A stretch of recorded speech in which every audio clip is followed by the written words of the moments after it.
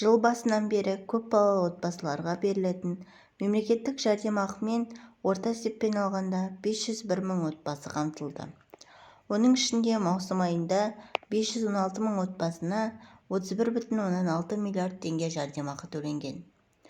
Бұл мемлекеттік жәрдемақыға 4 және одан да көп бірге тұратын кәмелетке толмаған немесе 23 жасқа дейінгі күндізгі бөлімде оқитын студент баласы бар отбасылар табысына қарамастан үміткер бола алады.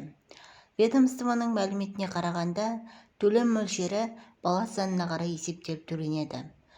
Көпбалалы отбасыларындағы 4 балаға 20.975 теңге, 5 балаға 63.720 теңге, 6 балаға 76.479 теңге, 7 балаға 89.231 теңге, 8 балаға 101.760 теңге, 9 балаға 114.480 теңге, 10 балаға 127.200 теңге, 11 балаға 139.920 теңге, 12 балаға 152.640 теңге, 13 балаға 165.360 теңге, 14 балаға 178.080 теңге, 15 балаға 190.800 теңге, 16 балаға 203.520 теңге, немесе әр балаға 12.720 теңгеден.